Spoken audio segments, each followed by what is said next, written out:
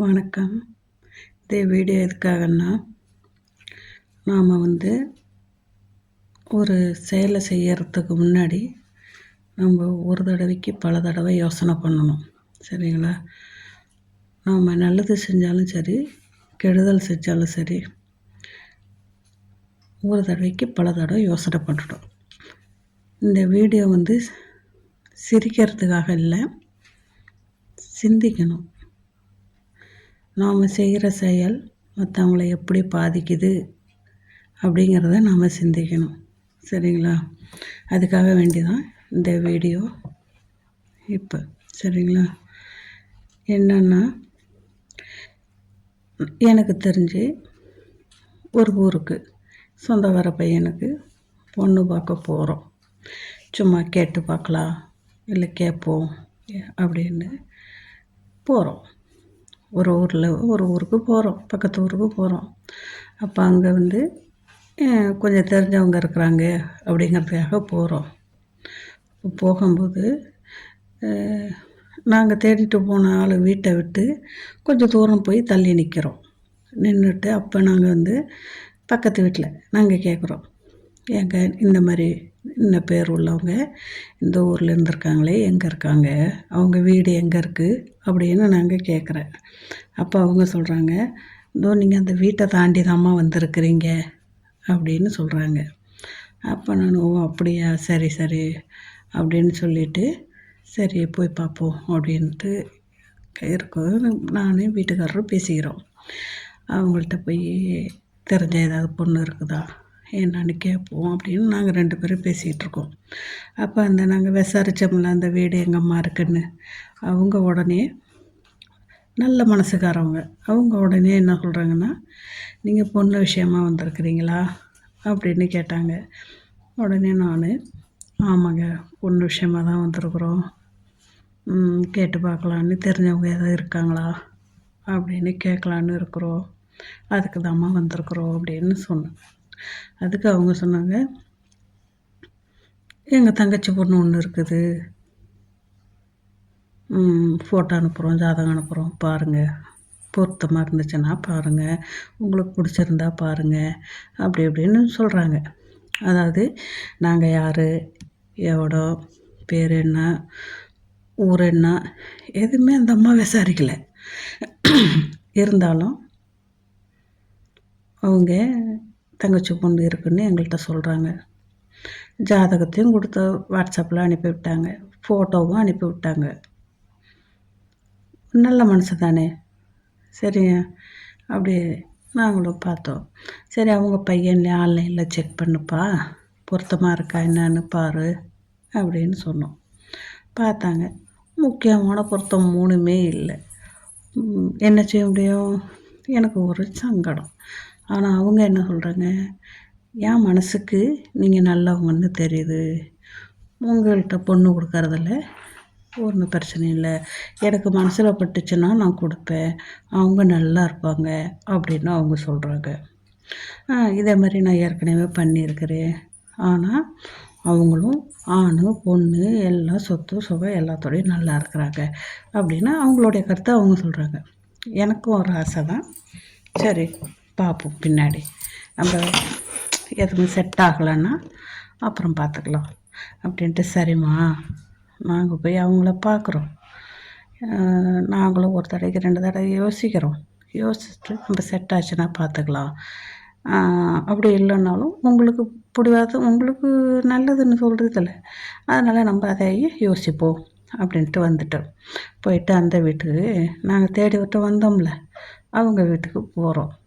அவங்க என்ன பார்க்குறாங்க, நான் அவங்கள பார்க்குறேன், அவங்க என்ன பார்க்குறாங்க, நான் அவங்கள பார்க்குறேன். அவங்களையும் எனக்கு அடையாளம் தெரில, என்னையும் அவங்களுக்கு அடையாளம் தெரில. அப்புறம் நான் பேரை சொல்லி கூப்பிடுறேன், நீங்கள் தானா அப்படின்னு. உடனே அவங்க, ஆமாம்மா நீங்கள் யார் அப்படின்னாங்க. அப்படின்னோட நான் பார்த்தேன், ஓ நீங்கள் அவங்களோட தங்கச்சியா, சாரிம்மா எனக்கு தெரியல, இப்போ அடையாளமே தெரியல அப்படின்னாங்க. ஆமாம், ஒரு வருஷத்துக்கு ஒரு வருஷம் வயசும் கூடுது, ஒல்லியாக இருக்கிறவங்க குண்டாகிறாங்க, குண்டாக இருக்கிறவங்க ஒல்லியாகிறாங்க, அப்படி இருக்கும்போது எப்படி புரியும்? புரியல, எனக்கும் தெரியல. சரின்ட்டு அவங்க பேசணும் இந்த மாதிரி அப்படின்னு. அப்போ அவங்க என்கிட்ட அம்மா கொஞ்சம் கிட்டத்த வான்னு அப்படி காமிச்சாங்க. நானும் இப்படி கிட்டத்த போனேன். என்னம்மா அப்படின்னு. அப்போ அவங்க சொன்னாங்க, டேய் நம்மளுக்கு பக்கத்து வீட்டில் பாரு ஒரு வாழை மரம் கட்டி இருக்குதா அப்படின்னாங்க. ஆமாம் கட்டி இருக்குது. என்னப்போ கட்டி இருக்குதுங்க அப்படின்னு. ஒரு கல்யாண வீடம்மா. சரி கல்யாணம் தானே, நல்ல விஷயம் தானே. கல்யாண வீடு ஒரு ஏழோ விடா மாதிரி ஆயிட்டுதும்மா அப்படின்னு. என்னம்மா சொல்கிற புரியல எனக்கு, நீங்கள் சொல்லுங்கள் என்ன விஷயம்னு, எனக்கு நேரடியாக சொல்லுங்கள் எனக்கு புரியல அப்படின்னு. அந்த பொண்ணு இருக்குதில்லம்மா, வேற ஒரு மாப்பிள்ளை பார்த்துருக்கு. கல்யாண மாப்பிள்ளை பார்த்து நிச்சயம் பண்ணியிருக்கு. தேதி வச்சாச்சு, நிச்சயம் பண்ணியாச்சு, பத்திரிகை அடித்தாச்சு, எல்லா சடங்கும் முடிஞ்சிடுச்சு. குதூகலமாக பந்தக்கால் நட்டு எல்லா சடங்கும் நட்டுக்கிட்டு வச்சு கொண்டாட்டமாக இருக்கிறாங்க. லாஸ்ட்டில் மாப்பிள்ளை வீட்டுக்காரவங்க பொண்ணை பரிசம் போடுறதுக்கு நைட்டு வந்திருக்காங்க. சரிங்களா, உன்னிப்பாக கேளுங்க. நைட்டு வந்திருக்குறாங்க. அப்போ நைட்டு வந்தோடனே வீட்டுக்கிட்ட வரும்போது மணி 10:30-11 மணி இருக்க மாட்டேது. அப்போ தான் கரண்ட் ஆஃப் ஆகுமே நம்ம ஊர் சைடெலாம் கரண்ட் ஆஃப் ஆகிடுச்சு. பொண்ணு வீட்டு மாப்பிள்ளை வீட்டிலேருந்து அழைக்க வந்தாங்க. ஒரு 4 பேரும் 5 பேரும் தெரில அழைக்க வந்திருக்குறாங்க. அந்த அவங்களும் வேனை விட்டு இறங்கிறதுக்குள்ளே கரண்ட் ஆஃப் ஆகிடுச்சா. உள்ளே போகிறாங்க. உள்ளே போனால் பொண்ணுக்கு பரிசம் போடணும்ல. பொண்ணை தேடனா ஒரே ஷாக்குங்க. பொண்ணு காணாமல் போயிட்டா.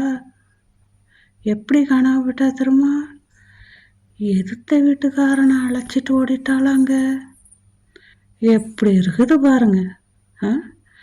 ஏங்க தேதி வைக்கும்போது சொல்லலை, பொண்ணு பார்த்துட்டு போயிட்டு சொல்லலை, மாப்பிள்ளை வீடு போய் பார்த்துருக்குறாங்க, அப்பவும் சொல்லலை. ஏங்க எதிர்த்த வீட்டுக்காரனை இழுத்துட்டு போகிறதுக்கு எவ்வளோ நாளாக வெயிட் பண்ணணும் சொல்லுங்கள் நீங்களே. இவ இழுத்துட்டு போகிறதா போகட்டும், யார் வேண்டாங்கிறா? பிடிச்சிருந்ததா வீட்டில் சொல்லு, அப்பா அம்மாட்ட சொல்லு, இழுத்துட்டு ஓடு. சொல்லியும் கேட்கலையா, இழுத்துட்டு ஓடும், பிரச்சனை இல்லை. ஆனால் அதை எப்போங்க இழுத்துட்டு போகணும்? ஒன்று உங்கள் அப்பா அம்மா கல்யாண பேச்சு எடுக்கும்போதே உங்கள் அப்பா அம்மாவை கன்வின்ஸ் பண்ண பார்க்கணும். அப்படி அவங்க ஒத்துக்கலையா, அந்த நேரத்தில் ஓடு. ஒன்றை பெற்றவங்களுக்கு, இப்படிப்பட்ட பிள்ளைய பெற்றவங்களுக்கு அவங்களுக்கு நீ தண்டனை கொடுக்கலாம். ஆனால் நாளைக்கு உனக்கு தண்டனை கிடைக்கும். நீ ஒரு பிள்ளைய பெற்று வளர்க்கும்போது அது இன்னொருத்தவங்க கூட ஓடும்ல, அப்போ அந்த தண்டனை உனக்கு கிடைக்கும். ஆனால் இப்போ நீ ஓடிட்ட, ஏமாத்திட்ட. யார் ஏமாத்திருக்கிற? பெற்றவங்களையும் ஏமாத்திட்ட, கூட இருந்தவங்களையும் ஏமாத்திட்ட. அடுத்தது உன்னை நம்பி ஒருத்தன் பொண்ணு பார்த்தான் பாரு, அவனை உயிரோட கொண்டுட்ட. சரியா?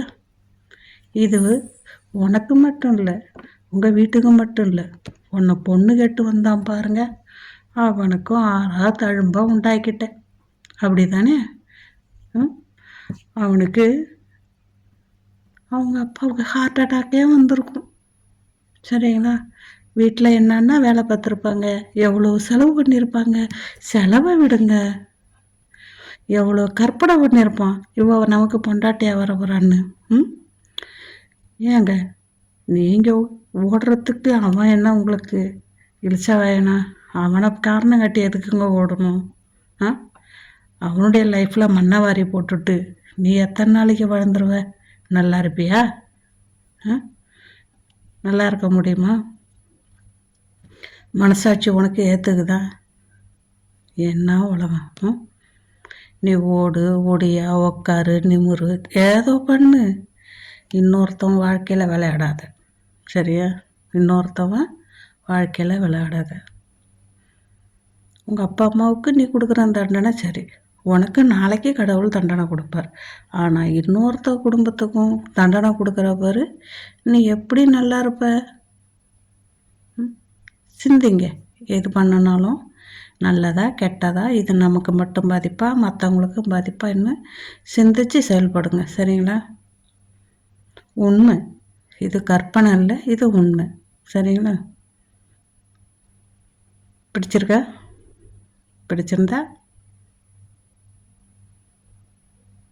என்ன கேட்க போகிறோம்? ஒரு லைக்கு. சரிங்களா? ஓகே, பாய்.